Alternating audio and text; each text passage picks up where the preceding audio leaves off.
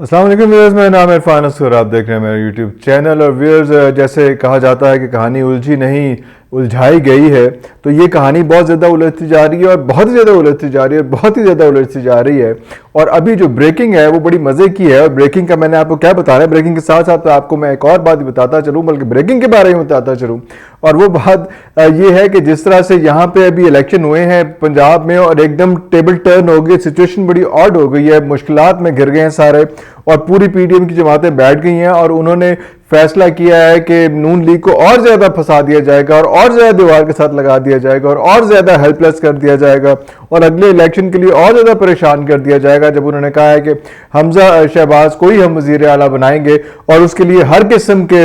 Legal اور ان legal اور جس قسم کے بھی جو ہیں وہ حربے استعمال کیے جانے پڑے وہ استعمال کریں گے. اور وہ چیزیں آگے بڑھتی جا رہی ہیں، اور آپ دیکھ رہے ہیں کہ 40-50 کروڑ روپے تک پر پرسن جو ہے بولی لگ چکی ہے. اور ایک صاحب جو ہے وہ پیسے لے کے چلے بھی گئے ہیں، کہاں ٹرکی چلے گئے. وہ صورتحال بھی دیکھی ہے. پیچھے یہ بھی دیکھا کہ کیا صورتحال ہوئی ان کی فیملی کے ساتھ اور ان کے گھر والوں کے ساتھ، جب لوگ جا کے ان کے گھر کے باہر لوٹے لے کے بیٹھ گئے، پولیس کو آنا پڑا. کیا صورتحال ہوئی،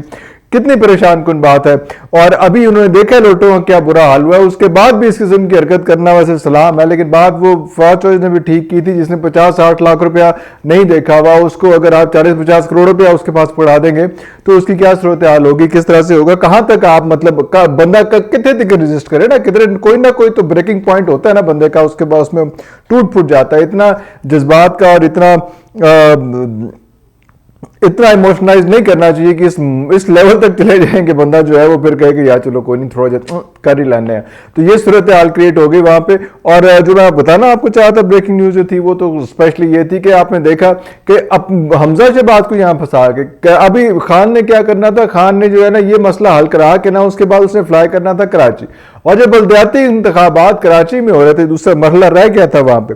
وہاں جا کے خود بیٹھنا تھا اور ان بلدیاتی انتخابات کو مانیٹر کرنا تھا. تو اچھا کیا انہوں نے بھی جو ہے ساز باز کر کے سارا کچھ کر کے، اور انہوں نے کہا کہ بھائی جو حمزہ کے ساتھ اور جو ادھر جو نون لیگ کے ساتھ ہوئی ہے، ایسا نہ ہو کہ کراچی میں سندھ میں ہمارے ساتھ بھی یہ ہو جائے. تو انہوں نے جو ہے ڈیسائیڈ کیا اور الیکشن کمیشن نے اناؤنس کیا یہ کہ موسم نہیں اچھا، اور اچانک ہی محرم آ گئے ہیں. تو محرم کی وجہ سے اور موسم ٹھیک نہیں ہے، اور جو کرونا یہ وہ سارا کچھ بڑے مسائل، بڑا رولا چل رہا ہے جی. اس لیے جو ہے وہ الیکشن جو ہے وہ ابھی ہم نہیں کرائیں گے، ابھی ہم 28 اگست کو کرائیں گے. حالانکہ 28 اگست تک مونسون ختم نہیں ہوتی، لیکن چلو 28 اگست کو اب کرائیں گے. تو یہ ایک انہوں نے بڑا اچھا ڈیسیژن لیا، کہ اچھا ڈیسیژن سے مراد یہ کہ اپنے آپ کو بچایا کہ خان کے فیور کے سامنے اتنا زیادہ ہم ابھی کھڑے نہیں ہو سکتے. ابھی جو ایک ردم بنا ہوا ہے، جو صورتحال کریٹ ہوئی ہے، جو 15 سیٹیں جو ہیں وہ 20 میں سے جیت چکے ہوئے ہیں، تو ایویں بلا وجہ جس کو کہتے ہیں نا پنجابی بیلنے چباہ نہیں دینی چاہیے تھی.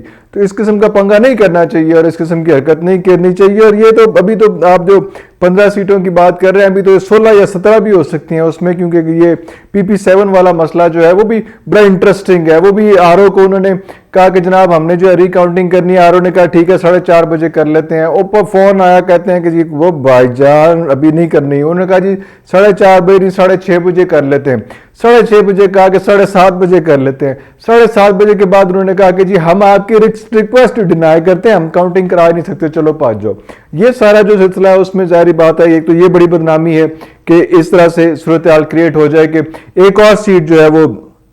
نون لیگ سے چھن جائے اور PT کے پاس چلی جائے. پھر کہا جاتا ہے کہ ایک مقتدر قسم کے شخص جو ہے وہ اس کیمپین میں جو ہے وہ شریک بھی تھے، وہ فوجی افسر تھے، ایک ریٹائرڈ فوجی افسر، بڑے اہم ریٹائرڈ فوجی افسر، وہ اس یہ ہلکا PP7 میں جو ہے وہ خود بھی انوالو تھے اور اس کی کیمپین میں بھی انوالو تھے، اور وہ خان صاحب کا ساتھ دے رہے تھے. تو اس میں بھی صورتحال یہ ہوئی کہ شاید کہیں کسی موقع پہ کوئی ایسی بات ہو کہ انہوں نے کہا کہ یار ان کو تو نہیں جیتنے دینا. یہ تو جو ہے ایک اور قسم کی، ایک وہ صرف PTI اور نون کی جنگ نہیں ہے، یہ تو ایک اور جنگ بھی شروع ہو گئی ہے. تو ایسا نہ ہو کہ اس قسم کی صورتحال میں اور ہمیں پریشانیاں کریٹ ہو جائیں. تو ایک اسکول آف تھاٹ یہ بھی ہے جو کہہ رہا ہے کہ بھئی اس حلقے میں جیتنے نہیں دینا، کیونکہ جتنے سکون سے یہ حلقہ جیتا جا رہا تھا اور اس کے بعد ایک دم ٹھک کر کے سٹاپ لگا اور اس کے بعد جو ہے وہ رزلٹ جو ہے وہ آئے، جو صرف 46% جو ہے وہ 49 ووٹس میں رکھ لے. 49 ووٹس پرسنٹیج کی مجھے بات اس لیے یاد آئی کہ پرسنٹیج یہ ہوتی ہے کہ ایک لیگل ایک ان کی سچویشن ہے کہ اگر جیتنے والے اور ہارنے والے کا ووٹ کا ایوریج جو ہے اگر وہ 5% سے کم یا زیادہ ہو, اگر 5% کم ہے ووٹ تو پھر کاؤنٹنگ کی اجازت مل سکتی ہے, لیکن اگر 5% سے زیادہ ڈفرنس ہے تو پھر کاؤنٹنگ کی اجازت نہیں ملتی. تو یہ تو صرف 48 یا 49 پتہ نہیں کتنے ووٹ تھے, یہ والی صورتحال چل رہی تھی. لیکن اس میں بھی پھر دوبارہ مطلب آپ پھر عدالت میں جائیں گے, چیزیں کریں گے, یہ کریں گے, وہ کریں گے, تھوڑی دیر بعد ری کاؤنٹنگ ہو بھی جائے گی, سارا کچھ ہو جائے گا. لیکن صورتحال پہ بھی وہی پرابلمٹک آتی ہے کہ جو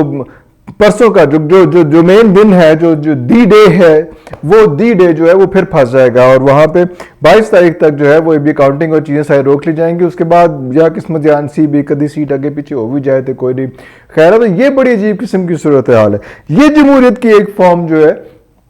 یہ بڑی انٹرسٹنگ ہے. شاید اسی لیے خان صاحب جو ہے بار بار رفڑ ڈالتے ہیں, کہتے ہیں کہ یار یہ جو الیکشن کمیشن ہے نا یہ بائسڈ ہے, اور ان کے پوائنٹ آف ویو بھی ٹھیک ہے. وہ کہتے ہیں کہ جب کوئی عدالت میں کیس لگا ہوتا ہے, کوئی صورتحال ہوتی ہے, تو ہم کہتے ہیں کہ جناب یہ وکیل جو ہے ہمیں بائسڈ لگتا ہے, یہ اس کے حساب سے ہم فیصلہ نہیں ہم اس کا مانیں گے, تو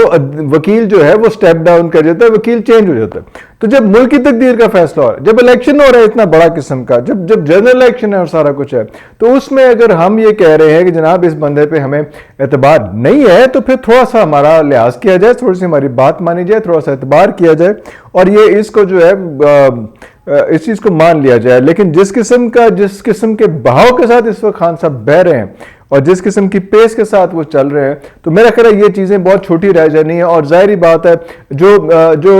اسٹیبلشمنٹ ہوتی ہے اور سارا کچھ ہوتا ہے, اس کا جھکاؤ بھی جو وننگ ٹیم ہوتی ہے اس کی طرف ہوتا ہے, اس کا جھکاؤ بھی اسی کی طرف ہوتا ہے جو اس وقت جو ہے وہ پاپولر اسٹانس جو ہوتا ہے اس میں. اور پاپولر اسٹانس جو ہے پہلے بھی ایک مسئلہ آیا کہ پاپولر اسٹانس اس وقت پاپولر اسٹانس جو تھا وہ anti Imran Khan popular stance تھا, لیکن اس کے بعد سچویشن یہ آ گئی کہ جب جیسے عمران خان صاحب کو اتارا تو وہ سٹانس جو ہے ایک دم ریورس ہو گیا, کیونکہ اتار کر جن کو لگایا وہ سارا نیریٹو اینٹی اسٹیبلشمنٹ نیریٹو انہوں نے بلڈ کیا ہوا تھا, اور وہ کہہ رہے تھے کہ ووٹ کو عزت دو, اور وہ یہ سارا کچھ کہہ رہے تھے, وہ یہ سب رپورٹ ڈال رہے تھے کہ اسٹیبلشمنٹ کے بہت انٹرفیئرنس, اور وہ یہ کہہ رہے تھے کہ اسٹیبلشمنٹ نے مروا دیا, اور وہ یہ کہہ رہے تھے کہ اسٹیبلشمنٹ میں ہر جگہ ہر موقع پہ ہر جگہ پہ اسٹیبلشمنٹ کی انٹرفیئرنس موجود ہے اس میں. تو یہ سارا کچھ کرتے کرتے جو ہے وہ ایک دم انہوں نے اسٹیبلشمنٹ کی بات مانی, اور جو کہا جا رہا ہے کہ اسٹیبلشمنٹ نے ٹھگ کر کے جو ہے ان کو لپیٹا وہاں پہ, اور اب تو ہر کوئی بول رہا ہے, ان کا اپنا بندہ بھی, کہ ہمیں جو ہے کہا گیا تھا کہ یہ ہو جائے گا, وہ ہو جائے گا, وہ ہو جائے گا, وہ ہو جائے گا, اس کو لگا دیں گے, اس کو لگا دیں گے, آپ پھنس جائیں گے, یہ ہو جائے گا, اس لیے جو ہے آپ عدم اعتماد جو ہے وہ آپ پیش کریں, باقی سارا کام ہم کر لیں گے. سارا کچھ کر کے ہمیں پھنسایا گیا اس میں. تو وہ سارا کچھ کر کے جو نیریٹو اینٹی اسٹیبلشمنٹ کا نواز شریف بنا رہا تھا, وہ سارا جو وہ نیریٹو تھا اس کا فائدہ جو ہے وہ خان صاحب کو ہو گیا, اور پھنس کے بیچارے نون لیگ, وہ تو ظاہری بات ہے وہ لوگ نہیں پھنسیں گے, یہ پیپلز پارٹی والے اور سارا کچھ وہ تو اپنے آپ کو بچا لیں گے, چیزیں کر لیں گے. لیکن یہ والی صورتحال بڑی عجیب قسم کی ہو گئی. اب اسٹیبلشمنٹ کو بھی سمجھ نہیں آ رہی ہوگی ڈیفینیٹلی کہ اب کس کے ساتھ بیٹھنا اور کیا کرنا ہے, کیا صورتحال ہو گئی ہے, کیونکہ پاپولر اسٹانس جو ہے وہ ایک اناؤنس پاپولر اسٹانس ہے. اب عدالتوں نے کیا کرنا ہے, اب یہ جو پیسوں کی دوڑ لگی ہے اور یہ جو پیسوں کی بوریاں کھلی ہیں, انہوں نے کہا کہ اسٹیبلشمنٹ اگر نیوٹرل ہے, تو جیسے لاسٹ ویلاگ میں کہا تھا, تو نیوٹرل رہے. اب ہم بتاتے ہیں کہ جمہوریت کی اصل فارم کیا ہوتی ہے, اور جمہوریت کی کیا فارم ہے, یہ کون سا حسن ہے جمہوریت کا, کہ جہاں پہ آپ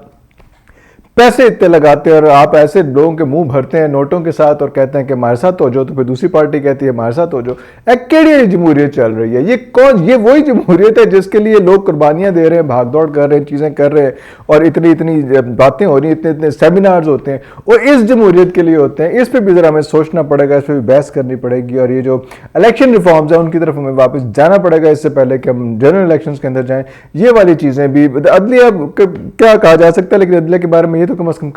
شاید کہا جا سکتا ہے کہ نہیں کہا جا سکتا, دیکھ لیں گے. لیکن یہ تو ہو سکتا ہے کہ اگر وہ ان لوگوں کو, ان 20 لوٹوں کو تا حیات ان کو نااہل کرتے, تو آج یہ والی سچویشن نہ آتی کہ ہم دوبارہ اسی فیز میں دوبارہ آ کے پھر بیٹھے ہوئے ہیں. لے فائدہ کیوں ہے ایڈے فیصلے کرن دا.